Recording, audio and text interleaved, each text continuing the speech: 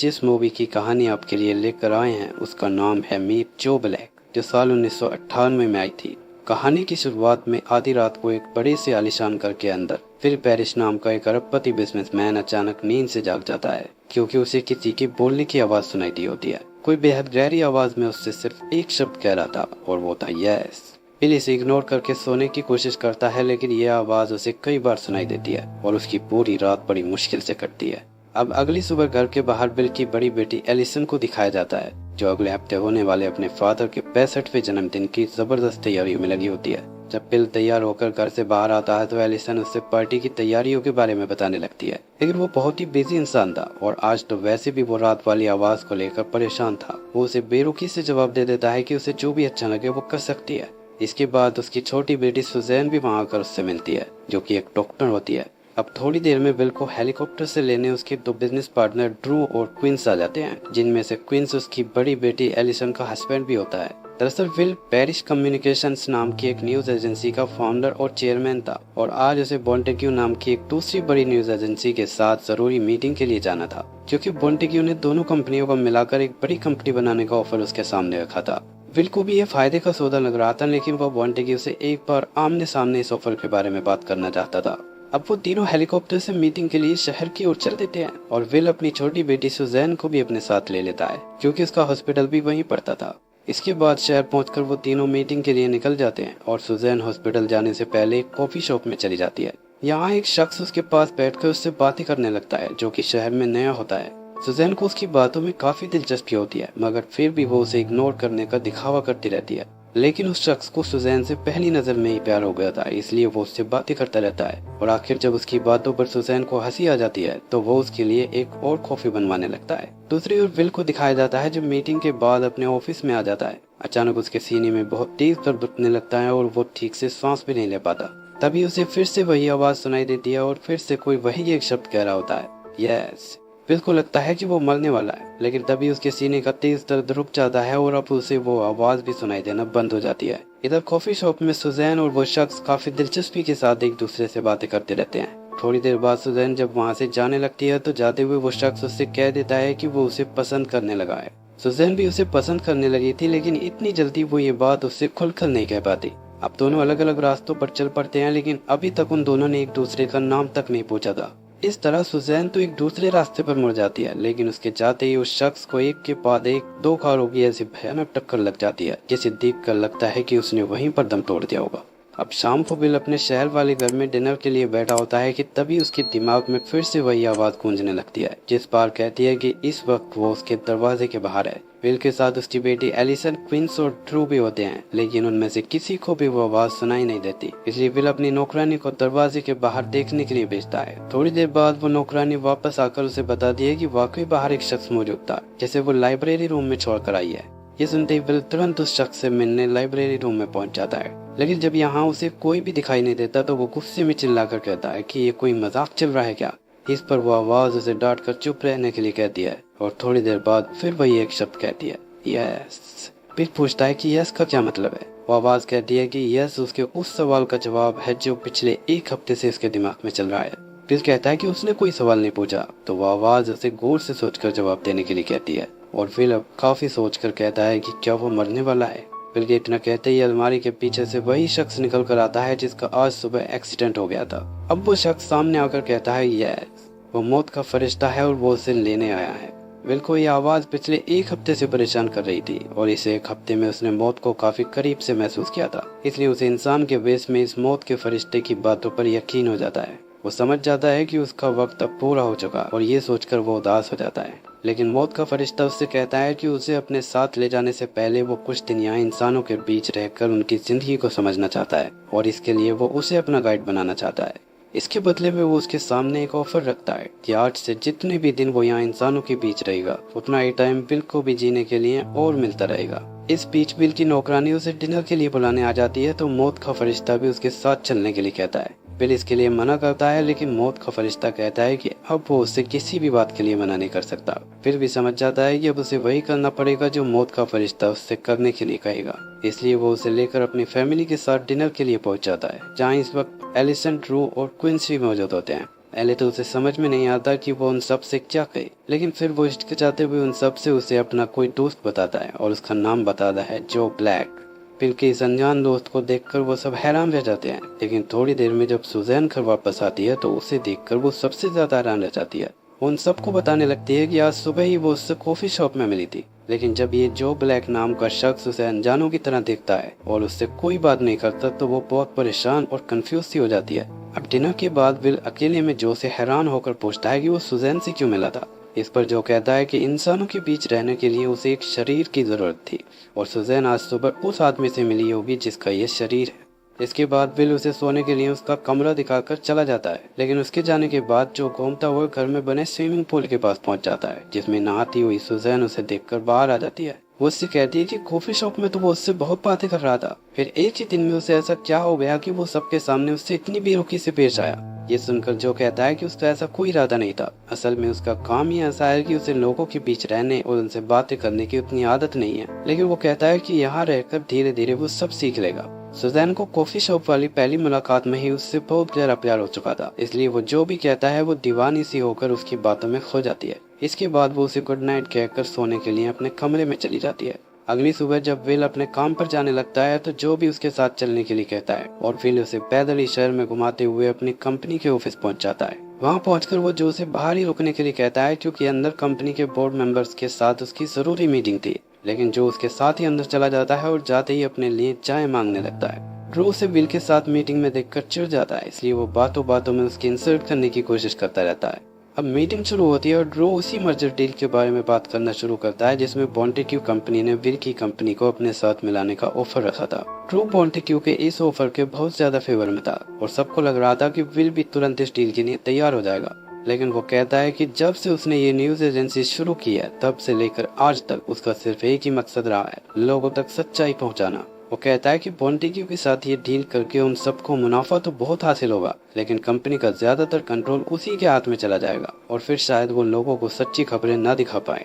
ये कहकर वो इस ऑफर को रिजेक्ट कर देता है और सभी बोर्ड मेंबर्स को हैरान छोड़कर जो के साथ मीटिंग से निकल जाता है। मीटिंग के बाद विल जो से कहता है कि वो कुछ वक्त अकेला रहना चाहता है। वो उसे कुछ पैसे देकर कहता है कि तब तक क्यों न वो शहर में घूमने चला जाए। इसके बाद जो सुजैन से मिलने उसके हॉस्पिटल पहुंच जाता है और सुजैन भी उसे वहां देखकर बहुत खुश हो जाती है। अब तक इंसान के बेस में इस मौत के फरिश्ते को भी सुजैन के लिए एक खास एहसास होने लगता है और घर वापस आकर वो विल से उसकी वाइफ के बारे में पूछने लगता है कि वो उससे कितना प्यार करता था और पहली बार उससे कैसे मिला था। विल उसे अपनी वाइफ के बारे में बताते हुए बहुत इमोशनल हो जाता है और कहता है कि उसकी अचानक मौत के बाद हमेशा उसे एक खालीपन सा महसूस होता है और ऐसा लगता है कि अब मौत के बाद ही उसका एक खालीपन दूर होगा। जो बहुत ही दिलचस्पी के साथ उसकी बातें सुनता रहता है। तभी वहाँ ड्रू आकर विल को उसी डील के लिए राजी करने की कोशिश करने लगता है, लेकिन विल उससे साफ कह देता है कि वो किसी को भी ज्यादा पैसे कमाने के लिए अपनी कंपनी का इस्तेमाल नहीं करने देगा। अब ड्रू के जाने के बाद जो विल से पूछता है कि जिंदगी के गिने चुने आखिरी दिनों में भी वो बिजनेस के मामलों में इतना क्यों उलझ रहा है।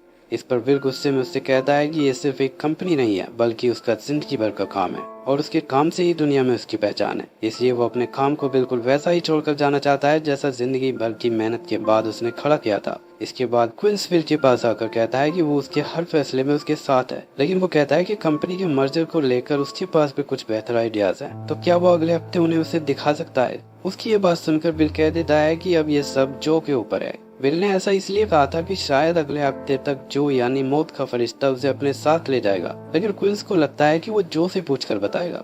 वो ड्रू से जाकर बिल्कुल ऐसे ही बता देता है, लेकिन उसे ये नहीं मालूम था कि ड्रू उसकी दी हुई इस मामूली सी जानकारी को विल के खिलाफ हथियार के रूप में इस्तेमाल कर सकता है। अब रात को डिनर के दौरान विल अपनी फैमिली के लिए कुछ प्यार भरे शब्द कहने के लिए खड़ा होता है, लेकिन वो ज्यादा कुछ नहीं कह पाता क्योंकि मौत ठीक उसके सामने बैठी हुई थी। फिर भी वो इस बचे हुए थोड़े से वक्त में से अपनी दोनों बेटियों के साथ ज्यादा से ज्यादा वक्त बिताना चाहता था, इसलिए वो कहता है कि कल फिर से वो उन सब के साथ डिनर करना चाहता है। ये बात सुनकर उसकी दोनों बेटियां बहुत खुश हो जाती हैं क्योंकि वो इतना बिजी इंसान था कि उसके साथ डिनर करना उनके लिए बहुत बड़ी बात थी। अब डिनर के बाद सुजैन जो से पूछती है कि आखिर वो कौन है और यहाँ उसके फादर के साथ वो कर क्या रहा है, लेकिन जब वो इन बातों का कोई जवाब नहीं दे पाता तो वो कह देती है कि अगर वो किसी खास मकसद से अपने बारे में कुछ नहीं बताना चाहता तो ना बताए, लेकिन फिर भी वो उससे प्यार करती है। अब अगले दिन ड्रू क्विंस समेत कंपनी के बोर्ड मेंबर्स की एक सीक्रेट मीटिंग बुलाता है और उन सबको बिल के खिलाफ भड़काने की कोशिश करता है। वो क्वींस की दी गई उसी जानकारी को विल के खिलाफ हथियार बनाता है और कहता है कि विल जो के कहने पर ऐसे उल्टे सीधे फैसले ले रहा है जो कंपनी के फेवर में नहीं है। फिर वो कहता है कि उन सब का भी इस कंपनी में हिस्सा है, इसलिए अगर वो सब एक हो जाएं तो खुद विल भी उन्हें इस डील को करने से नहीं रोक पाएगा। इधर रात को विल के घर पर डिनर के दौरान उसकी बेटी एलिसन कई तरह के केक लेकर आती है और विल से उन्हें टेस्ट करने के लिए कहती है, जिससे वो उसकी पसंद के केक को उसकी जन्मदिन पार्टी में रख सके, जो कि आज से बस 2 दिन बाद ही होने वाली थी। लेकिन विल को तो ये तक मालूम नहीं था कि वो अपनी जन्मदिन पार्टी तक जिंदा भी रहेगा या नहीं, इसलिए वो कह देता है कि उसे ये केक और पार्टी पसंद नहीं है। विल की इस बेरुखी से एलिसन का दिल टूट जाता है और वो चाह कर भी अपने आंसू नहीं रोक पाती। ये देखकर विल को अपनी बात पर बहुत पछतावा होता है और अपनी बेटी का दिल रखने के लिए वो उस केक को खाकर ऐसे दिखाता है जैसे जिंदगी में पहली बार उसने इतना टेस्टी केक खाया हो। डिनर के बाद सुजैन जो को अपने फादर की लाइब्रेरी में घुमाने लगती है। यहाँ घूमते हुए जो उससे कहता है कि उसे उसकी खुशबू बहुत अच्छी लगती है। उसकी बात सुनकर सुजैन अपने आप को नहीं रोक पाती और वो उसे किस कर लेती है। जो को ये एहसास बिल्कुल नया और बहुत अच्छा लगता है और इसके लिए वो सुजैन का शुक्रिया करता है। इसके बाद सुजैन वहाँ से चली जाती है, लेकिन विल उन दोनों को बातें करते हुए देख लेता है और उसे ये बहुत बुरा लगता है। अगले दिन विल जो के साथ अपनी कंपनी के ऑफिस पहुंचता है तो वहाँ एक बोर्ड मीटिंग चल रही होती है जिसके बारे में उसे कोई जानकारी नहीं दी गई होती। मीटिंग में ड्रू उसी डील को आगे बढ़ाने की कोशिश कर रहा होता है जिसे विल ने पहले ही रिजेक्ट कर दिया था। ये देखकर वो गुस्से में आ जाता है और कहता है कि वो ये डील नहीं करेगा और ना ही इसके बारे में अब कोई बात करेगा। ड्रू कहता है कि ठीक है, लेकिन सभी बोर्ड मेंबर्स को ये जानने का पूरा हक है कि उसके साथ ये जो ब्लैक नाम का आदमी कौन है जिसके कहने पर वो कंपनी के सारे फैसले ले रहा है। ड्रू के इस सवाल पर विल चुप हो जाता है और इसकी इस खामोशी का फायदा उठाकर ड्रू उसे कंपनी के चेयरमैन की कुर्सी से हटाने के लिए सभी बोर्ड मेंबर्स से वोट कराता है, जिसमें क्वींस समेत सिर्फ 2 बोर्ड विल के फेवर में जाते हैं और अब वो कंपनी के चेयरमैन की बजाय एक मामूली बोर्ड मेंबर बनकर रह जाता है। ये सब देखकर जो को बहुत बुरा लगता है और यहाँ से जाने से पहले वो ड्रू से कहता है कि उसका विल के साथ क्या रिश्ता है, ये वक्त आने पर सबको पता लग जाएगा। अब मीटिंग के बाद क्वींस गुस्से में ड्रू से कहता है कि उसने विल की बातें उसे इसलिए नहीं बताई थी कि वो उसे चेयरमैन की कुर्सी से ही हटा दे। क्वींस की इस बात पर ड्रू हंसने लगता है। उसे लगता है कि क्वींस दुखी होने का सिर्फ नाटक कर रहा है, क्योंकि उसी ने तो विल के खिलाफ वो जानकारी ला कर दी थी जिससे उसकी चेयरमैन की कुर्सी चली गई। वो क्वींस को अपना आदमी मानकर उसे अपना एक राज बता देता है कि बॉन्टेग्यू असल में विल की कंपनी को अपनी कंपनी के साथ मिलाने की बजाय इसे बोली लगाकर बेचना चाहता है और इस काम में वो शुरू से ही बॉन्टेग्यू की मदद कर रहा है। उसकी ये बात सुनकर क्वींस कहता है कि वो सबके सामने उसका बहाना फोड़ देगा कि वो बॉन्टेग्यू के साथ मिला हुआ है, लेकिन ड्रू की धमकी से नहीं डरता और कहता है कि ऐसा करके वो खुद ही विल और अपनी वाइफ एलिसन की नजरों में गिर जाएगा। इधर घर पर सुजैन जो से मिलती है और आज वो उसके साथ काफी वक्त तक प्यार करती रहती है। जब वो एक दूसरे को किस करके जाने लगते हैं तो विल उन्हें एक साथ देख लेता है। इसके बाद जो जब विल के पास आता है तो वो गुस्से में उसे अपनी बेटी से दूर रहने के लिए कहता है और उसे याद दिलाता है कि उसकी डील सिर्फ उससे हुई थी, इसलिए इसमें उसकी बेटी को शामिल करके वो नियमों को तोड़ रहा है। विल का ये गुस्सा देखकर जो उसे धमकाते हुए कहता है कि उसे उसके सामने सोच समझ कर बोलना चाहिए, क्योंकि वो अच्छी तरह जानता है कि वो किससे बात कर रहा है। ये कहकर वो सुजैन से मिलने उसके हॉस्पिटल चला जाता है, लेकिन उसे पता चलता है कि वो आज हॉस्पिटल नहीं आई। दूसरी ओर घर पर विल सुजैन को समझाने की कोशिश करता है कि जो उसके लिए ठीक नहीं है। जब सुजैन उससे इसकी वजह पूछती है तो वो कुछ खास जवाब नहीं दे पाता, लेकिन वो कहता है कि जो जल्दी ही यहाँ से बहुत दूर जाने वाला है। अब रात को घर पहुंचकर जो विल से कहता है कि कल पार्टी के बाद वो उसे लेकर यहाँ से चला जाएगा। इस पर विल कहता है कि वो तैयार है। अब विल की जन्मदिन पार्टी वाली सुबह को जो की मुलाकात क्वींस से होती है, जिसने काफी शराब पी रखी होती है। वो दोनों बातें करने लगते हैं कि तभी क्वींस अचानक रोने लगता है और कहता है कि उसी ने ड्रू को विल की सारी बातें बताई थी, जिसकी वजह से उसे उसकी चेयरमैन की कुर्सी से हटा दिया गया। ये सुनकर जो उसे विल को सब कुछ बताकर माफी मांगने के लिए कहता है और उसे यकीन दिलाता है कि वो उसे माफ कर देगा। जो के कहने पर क्वींस के अंदर हिम्मत आ जाती है और वो विल के पास जाकर उसे सारी सच्चाई बता देता है। विल उसे माफ कर देता है, लेकिन वो उससे कहता है कि वो अभी ड्रू से मिलकर बात करना चाहता है। ये सुनकर क्वींस ड्रू को लाने के लिए कहकर वहाँ से चला जाता है। इधर पार्टी में सुजैन जो से मिलकर कहती है कि उसे पता चल गया है कि वो उसे छोड़कर कहीं दूर जाने वाला है। जो कहता है कि वो भी उसे छोड़कर नहीं जाना चाहता, लेकिन ना चाहते हुए भी उसे यहाँ से जाना पड़ेगा।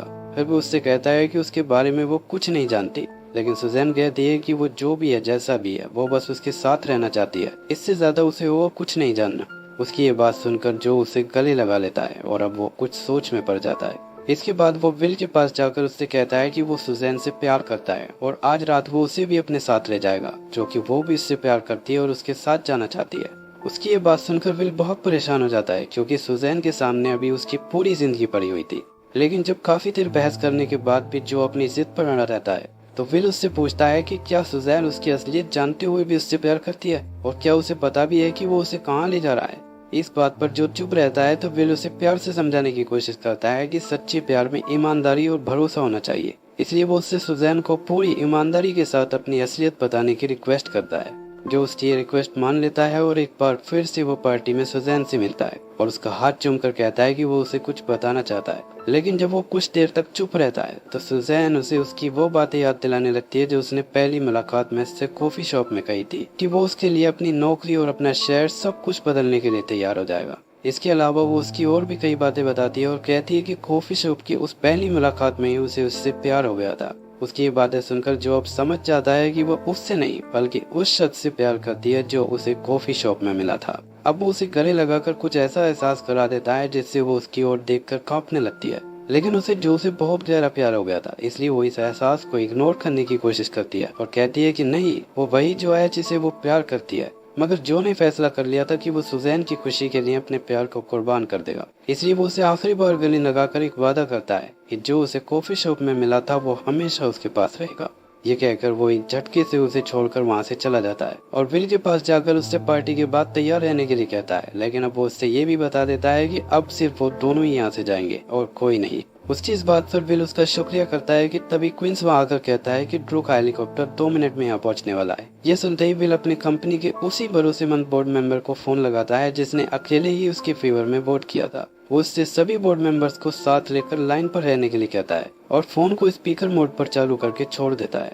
ड्रू के आते ही वो उसे भला बुरा कहने लगता है और उस पर बॉन्टेक्यू के साथ मिले होने का इल्जाम लगाने लगता है। उसे लगा था कि ड्रू खुद ही गुस्से में सब कुछ अपने मुंह से बता देगा, लेकिन वो भी कोई कच्चा खिलाड़ी नहीं था, इसलिए वो सिर्फ वही बातें करता है जो उसने बोर्ड मीटिंग में विल के खिलाफ की थी। अब विल का प्लान फेल होता देखकर जो आगे आता है और ड्रू से कहता है कि आज वो उसे अपनी असलियत बताएगा कि वो कौन है और विल के साथ उसका क्या रिश्ता है। विल उसे ऐसा करने से मना करता है, लेकिन जो कहता है कि वो एक IRS यानी इंटरनल रेवेन्यू सर्विस का एजेंट है जो बॉन्टेक्यू के खिलाफ टैक्स चोरी के सबूत इकट्ठे कर रहा था और उसकी पहचान छुपाकर विल इसमें उसकी मदद कर रहा था। लेकिन वो कहता है कि इस इन्वेस्टिगेशन के दौरान उसे बहुत पक्के सबूत मिले कि ड्रू बॉन्टेक्यू के साथ मिलकर विल की कंपनी को बर्बाद करने की कोशिश कर रहा है। जो कि ये बातें सुनकर ड्रू डर जाता है और समझ जाता है कि उसका खेल अब खत्म हो चुका है। वो ये कहकर वहाँ से जाने लगता है कि उसे अपने वकील से बात करनी है, लेकिन तभी विल उसे रोककर कहता है कि अगर वो जेल जाने से बचना चाहता है तो उसे सभी बोर्ड मेंबर्स के सामने अपना सारा गुनाह कबूल करना होगा और उन्हें अपना इस्तीफा सौंपना होगा। ड्रू विल का ये ऑफर मान जाता है और कहता है कि वो कंपनी पहुंचकर ये सारा काम कर देगा। लेकिन तभी विल के फोन पर सारी बातें सुन रहे बोर्ड मेंबर्स कहते हैं कि वहां आने की जरूरत नहीं है, उसका इस्तीफा अभी और इसी वक्त मंजूर कर लिया गया है। अब वो सब फोन पर ही वोट करके बॉन्टेक्यू के साथ डील कैंसिल कर देते हैं और इस तरह विल को फिर से उसकी चेयरमैन की पोजीशन वापस मिल जाती है। इसके बाद वो पहली बार जो को देखकर मुस्कुराता है और अब वो बचा हुआ अपना सारा वक्त पार्टी में अपनी बेटियों के साथ गुजारने के लिए चला जाता है। यहाँ पहले वो अपने जन्मदिन का केक काट कर एक छोटी सी स्पीच देता है। इसके बाद वो अपनी बड़ी बेटी एलिसन को गले लगाता है और फिर अपनी छोटी बेटी सुजैन के साथ डांस करके उसका दिल बहलाने की कोशिश करता है। लेकिन अंदर से सुजैन का दिल रो रहा होता है क्योंकि उसका प्यार उससे दूर जा रहा था। दूसरी ओर जो को दिखाया जाता है जो गार्डन में खड़ा दूर से ही सुजैन को देख रहा होता है। उसकी आंखों में आंसू होते हैं और सुजैन को छोड़कर जाने का दुख उसके चेहरे पर साफ झलक रहा होता है। थोड़ी देर में आतिशबाजी होने लगती है जिसका मतलब था कि पार्टी अब खत्म हो चुकी है। अब विल गार्डन में आता है तो जो उसे जन्मदिन की बधाई देता है। विल उसका शुक्रिया करता है और कहता है कि वो चलने के लिए तैयार है। जो खामोश रहता है तो विल उससे पूछता है कि जाना बहुत मुश्किल होता है ना, जिस पर जो कहता है कि हाँ। विल कहता है कि यही तो जिंदगी है, इससे ज्यादा जिंदगी के बारे में क्या कहा जा सकता है। इसके बाद वो दोनों पार्टी से दूर गहरी वादियों की ओर चले जाते हैं। उन्हें जाता देखकर सुजैन दौड़ती हुई इधर आती है, लेकिन वो दोनों उन वादियों में कहीं खो जाते हैं और दौड़कर उन वादियों की ओर जाने लगती है। लेकिन तभी वो जो को अकेले वापस आता देखकर हैरान रह जाती है। वो उससे पूछती है कि वो कहाँ चला गया था। सुजैन के इस सवाल पर वो हैरान होकर चारों ओर देखने लगता है। वो कहता है कि उसे कुछ याद नहीं कि वो यहाँ कैसे आया। उसे बस इतना याद है कि वो दोनों कॉफी शॉप में मिले थे और पहली मुलाकात में ही वो उसे अपना दिल दे बैठा था। उसके बाद से अब तक उसे कुछ याद नहीं। उसकी ये बात सुनकर सुजैन हैरान रह जाती है, लेकिन धीरे धीरे उसे समझ में आ जाता है कि इतने दिन से जो उनके घर में रह रहा था वो मौत थी जो उसके फादर को लेकर जा चुकी है। और इस वक्त वो उस शख्स से बात कर रही है जो उसे कॉफी शॉप में मिला था और जिससे पहली मुलाकात में ही उसे प्यार हो गया था। अब वो उससे कहती है कि काश वो उसे अपने फादर से मिला पाती। ये कहते हुए उसकी आंखें आंसुओं से भर जाती हैं, जिसके बाद वो शख्स एक प्यारी सी मुस्कुराहट के साथ उसका हाथ अपने हाथ में ले लेता है। इस तरह दोनों हाथ में हाथ डालकर पार्टी की ओर चल देते हैं और एक शानदार आतिशबाजी के साथ ये मूवी एंड हो जाती है।